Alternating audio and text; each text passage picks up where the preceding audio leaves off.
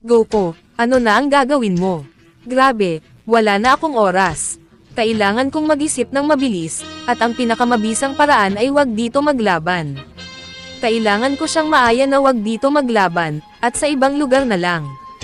Daishinkan, walang rason para masira ang Universe 7. Kung masisira ang universe na ito, posibleng magsanhi rin ito ng pagkasira ng iba pang mga universe, kaya hindi ito ang tamang gawin para sa atin. Paano kung maglaban tayo sa ibang lugar? Hahaha, iniisip mo ba na nasa posisyon ka para mag-utos sa akin? Ang pagkasira ng universe na ito ay hindi maiiwasan, at ikaw mismo ang magdudulot nito. Huwag mong kalimutan na 2 Diyos, at 1 anak ko ang inyong pinatay. Tandaan mo na sa mundong ito, ang kapangyarihan lamang ang batayan ng lahat. Siraulo ka ba? Papatayin mo ba ang mga inosenteng tao? Wala akong pakialam doon. Sige na, gawin mo na ang susunod mong plano. Humahaba na ang oras. Nang biglang, sa Universe 7, lumitaw ang mga maliit na crack sa planeta. Dahil dito, nabuo ang isang black hole, at dahil doon, maraming planeta ang nasira, at 10% ng buhay sa universe, ay nawala sa loob lamang ng ilang sandali. Tingnan mo kung paano unti-unting nasisira ang iyong universe, at wala kang ginagawa. Ikaw ay parang kawawang bata. Wala akong ibang pagpipilian kundi lumaban. Nagpataas si Goku ng kanyang ki, upang sugurin at patamaan ng suntok si Daishinkan. Magsisimula ulit ang labanan ng 2 nilalang. Kahit na lamang si Goku sa laban, hindi siya gaanong makatodo, dahil baka matuluyan na ang universe niya. Nang biglang tinamaan si Goku sa kanyang mukha, ni Daishinkan, na nagdulot sa kanya na bumagsak sa isang planeta na malapit sa lugar, sayang naman kung papatayin kita agad. Lalaruin muna kita ng kaunti. Nagumpisa si Daishinkan na maglabas ng maraming bola ng enerhiya laban sa Saiyan. Nahihirapan si Goku sa pagiging unpredictable ng anghel. Hindi makakilos ang aking katawan, ngunit hindi pa rin ako susuko. Ang aking anak ay nagbuwis ng kanyang buhay para sa akin, agad na gumaling ang mga sugat ni Goku. Tila ang purple na kapangyarihan niya ay tinutulungan siya. Kailangan kong ibigay ang lahat ng makakaya ko upang iligtas ang universe. Nang biglang naisip ni Goku na, kung ito ay masira, maaari pa rin niya itong buuin gamit ang Dragon Ball. Naging seryoso na si Goku, at iniwasan ang mga bola ng enerhiya ni Daishinkan. Isang layer ng usok ang nabuo. Si Goku ay lumabas mula roon upang sugurin ulit ang anghel. Nakikita ko na ngayon na mayroon ka ng determinasyon na lumaban. Pero tingnan natin kung gaano katagal tatagal ang determinasyon na iyon sa iyo. Ito ang aking teknik, ang 10 Step of Death. Nang biglang bumagsak ang isang gintong ilaw sa mga paa ni Daishinkan. Isang hakbang ang ginawa ng anghel. Isang matinding pressure na nakakatuliro, at ang hininga ni Goku ay tila pinipigilan nito. Ano ito? Hindi pa ako nakaranas ng ganitong katinding pressure, nang bigla na lang, muling maglalakad pa ang anghel, kaya't mas lalong mahihirapan pa si Goku. Si Goku ay magsisimulang magdusa sa matinding sakit. Grabe, nakakatayo ka pa. Hindi ako pwedeng bumagsak. Kailangan kong manatiling nakatayo. Pinataas ni Goku ang kanyang ki sa pinakamataas na antas, na kaya niya, kaya't sinimulan niyang gamitin ang lahat ng natitirang lakas niya. Hindi mahalaga kung kaya mong palakasin pa ang iyong kapangyarihan. Sigurado akong hindi mo pa kayang kontrolin ang iyong bagong kapangyarihan. Bukod pa rito, ang iyong mga internal organ ay nasisira dahil dyan. Hindi ko inaasahang gagamitin ko ang teknik na ito laban sa isang katulad mo. Hindi ko inaakalang ang mortal na bumati kay Zeno-sama, ay magiging ganito kalakas na nilalang. Baka nga ina-underestimate ko lang ang iyong kakayahan. Pero tingnan mo ngayon, ikaw ay namamatay habang pinipilit na mabuhay. Ang iyong kamatayan ay tiyak na mangyayari. Si Daishinkan ay maglalakad ng isa pang hakbang. Si Goku naman, dahil sa sobrang pressure, ay magsisimulang mahulog sa walang hanggang kalawakan. Ngunit sa tulong ng kanyang kagustuhang mabuhay, mapipigilan niyang bumagsak at muling bumangon. Sinagad ko na ang halos lahat ng kapangyarihan ng pagbabagong ito, ngunit kahit sinagad ko na, hindi ko pa rin kayang makawala sa teknik ni Daishinkan. Natatakot ako na ang tanging natitira ko na lang na pag-asa ay ang tumakas. Ngunit wala rin akong paraan para makatakas. Si Daishinkan ay maglalakad ng isa pang hakbang, na kokompletwo sa ika-4 na hakbang. Sa puntong ito, Ang pressure ay hindi na kayang labanan pa. Naalala ko, marami ng Diyos ang sumubok sa teknik kong ito, at lahat sila ay namatay, na parang mga langgam, nang biglang ang mga mata ni Goku ay magiging puti. Patawad anak, ginawa ko ang lahat ng aking makakaya, ngunit kahit ganun, hindi ko pa rin matalo ang taong ito na sobrang lakas. Si Goku ay tuluyan nang nawalan ng malay. Kahit alam ni Daishinkan na si Goku ay nawalan na ng malay, siya ay magpapatuloy pa rin sa paglalakad hanggang sa marating ang ika-6 na hakbang. Nakikita kong wala nang saysay ang paggamit ng kakayahang ito sa kanya. Hindi ko na nararamdaman ang napakalakas na kinya. Si Daishinkan ay itinigil ang kanyang kakayahan, at agad na lumipad upang kunin ang bangkay ni Goku. Ang anghel ay bumaba sa isa pang planeta, na malapit upang ihiga ang katawan ni Goku sa lupa. Hindi ko na maramdaman ang tibok ng kanyang puso. Siya ay tiyak na nawalan na ng buhay.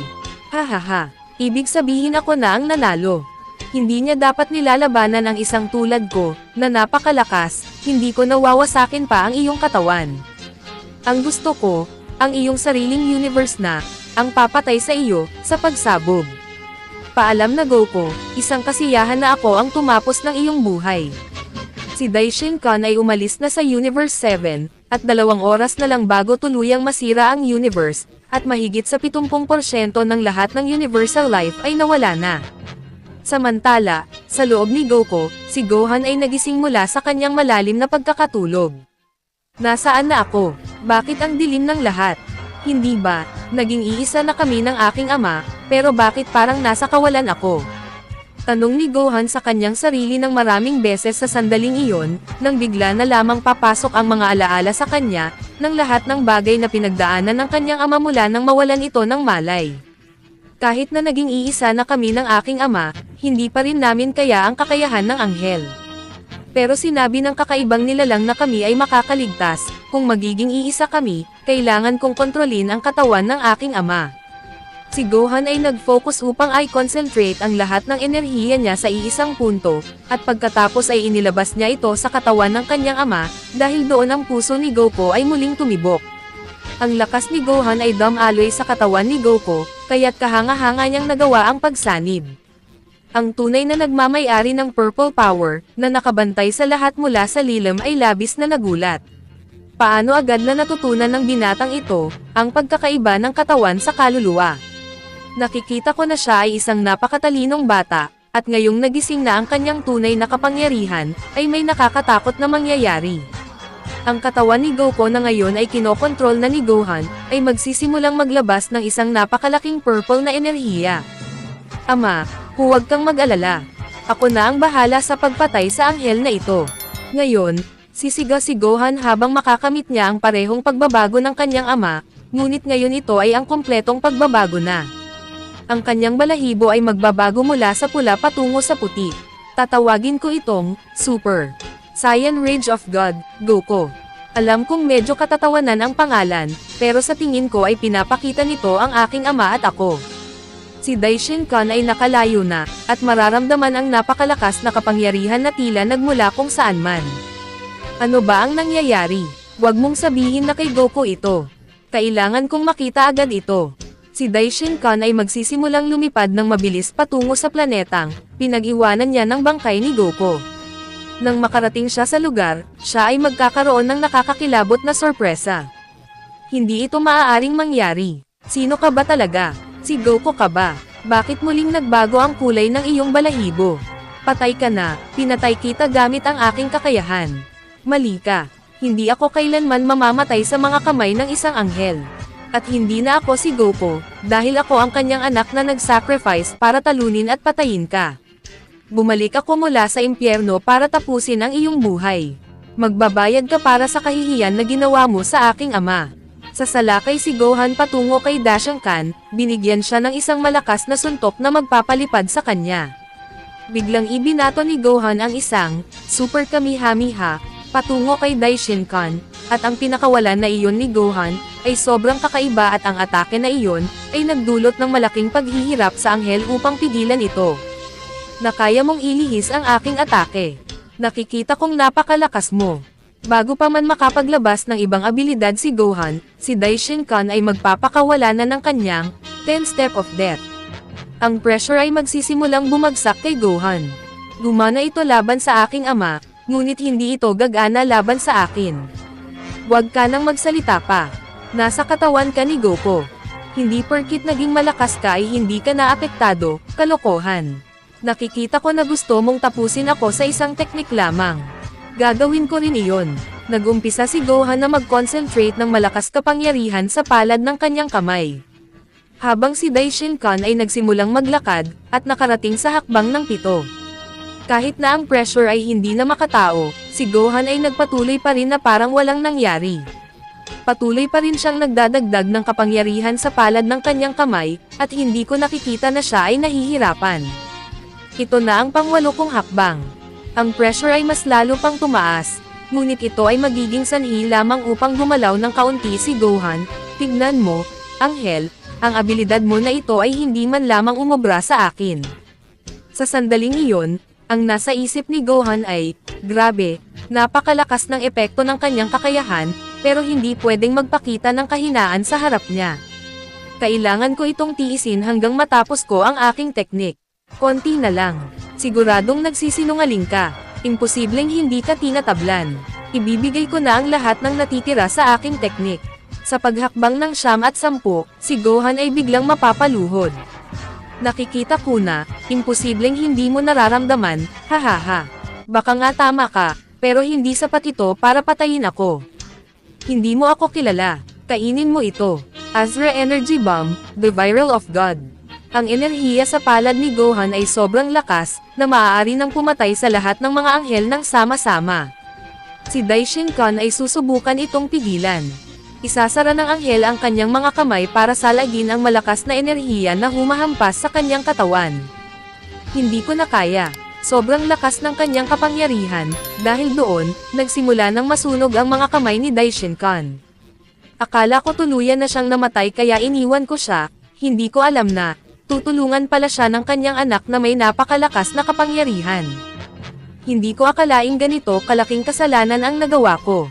Dapat ay winasak ko na ang katawan niya. Sa puntong ito, wala nang ibang pagpipilihan, kailangan kong tumakas, dahil hindi ko kayang pigilan ang atake na ito. Nang si Daishinkan ay tatakas na, biglang tumama ang bola ng enerhiya sa kanyang katawan, at unti-unting naglalaho. Pero bago siya tuluyang mawala, nakatakas si Daishinkan. Bumalik siya sa palasyo ni Zeno Sama na halos mamamatay na. Hindi ko akalain na ang mortal na iyon, ay kaya akong patayin, at hindi ko inaasahan na ganito ang magiging itsura ng aking katawan. Samantala, sumabog na ang atake ni Gohan. Lumalaki na ang pinsala sa Universe 7, at may 10 segundo na lang. Hindi pwedeng mangyari ito, nakatakas ang anghel sa aking atake. Hindi ko kayang makaligtas sa pagsabog ng universe, kailangan kong makaalis. Daishinkan, hindi lang ito ang huling laban natin. Hahanapin kita, pinapangako ko sa iyo. Si Gohan ay magsisimulang lumipad ng mabilis. Habang lumilipad, sumasabog na ang universe, pinapatay ang halos lahat ng buhay sa Universe 7. Samantala, sa ibang bahagi ng Universe 7, 30 segundo bago sumabog, hirap na hirap ang aking ama sa laban nila ni Goku. Pakiramdam ko, lumakas pa ng sobra si Goku, at may 30 segundo na lang. Kailangan ko nang makatakas dito, at alam ko rin na makakatakas ang aking ama. Pero bago iyon, kailangan kong isama ka. Vegeta, alam kong matagal mo nang gustong pumatay, halika at sumama ka sakin.